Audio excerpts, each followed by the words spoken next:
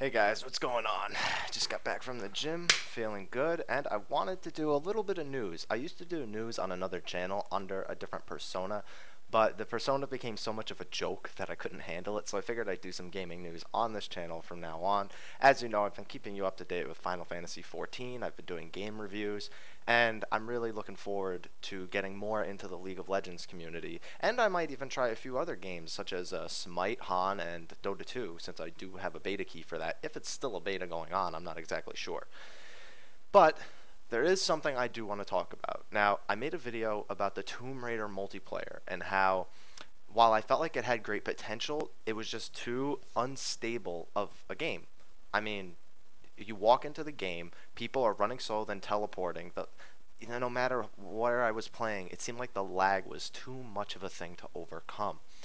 Now, there was a recent announcement in Tomb Raider from the guy from the director producer some one of the guys. I don't know. I don't like to read specifics because I like to let you guys figure out all the details. I just like to give you a general overview so you'll go look at them.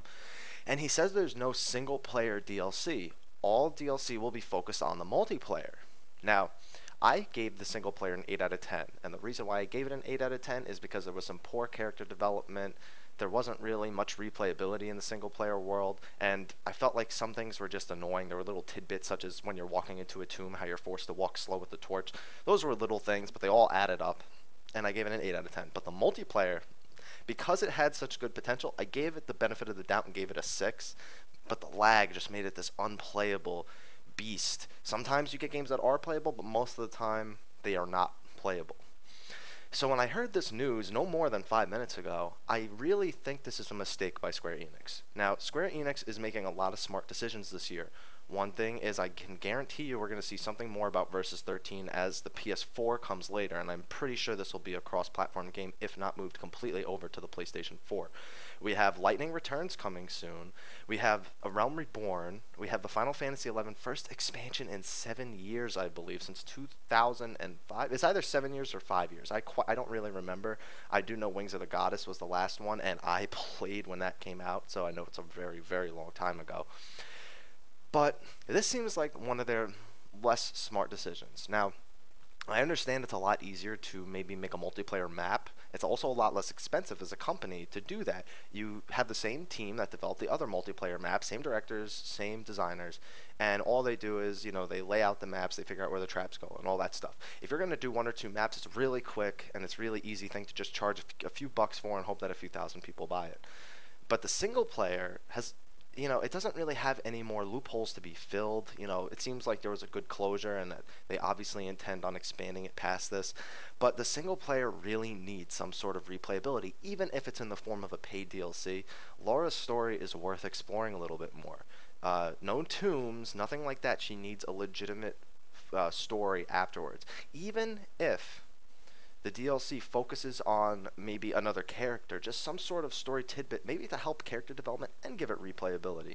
Maybe show their lives before this event, maybe show their lives immediately after. Maybe they get attacked on their new ship and they have to fend for their lives from pirates out in the middle of the ocean. Add some more weapons, things like that. Just something to keep the single player interesting and replayable. That is the big thing. There needs to be replayability. The multiplayer simply doesn't have the replayability it needs to, which is odd coming from a multiplayer, but you know what? I feel like Square Enix needs to make this decision. However, at least they are doing a lot of other things. For one, and this is big news, it's been known for a while, but I'm going to say it right now, Kingdom Hearts 1.5 HD.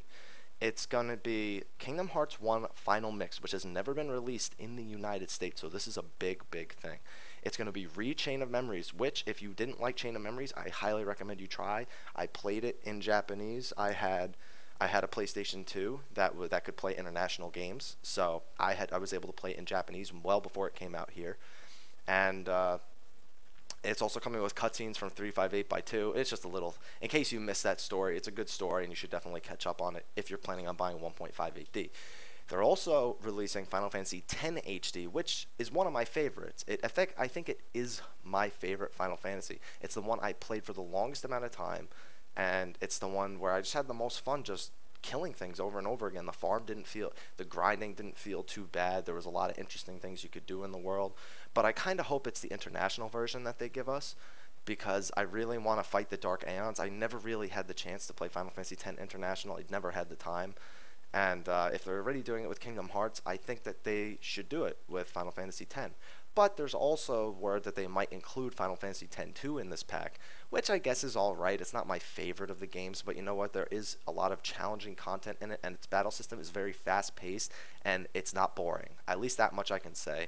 Just because it had female leads, a lot of people underrated it, but it is a Final Fantasy game for the ages. It was innovative, but it kind of moved towards that Final Fantasy 13 that we all kind of wish was more RPG-ish and less press button, automatically do these things. So that's all I have to say. This is Square Enix news for the day. I might do some other news later, but I am getting off this video right now because TSM Tournaments has their grand final coming up at 3 p.m. Eastern, and I really want to watch that before I stream. So I will talk to you guys later. Gonna enjoy my protein shake, take a shower, watch some League of Legends games, and stream some League of Legends later. So I will see you guys on the stream. Please like, subscribe, and join me on my stream at Twitch TV slash Mr. Happy 1227. I am happy and I am out. If I can figure out how to turn off the video. Alright, I'm out now. I pressed the wrong button.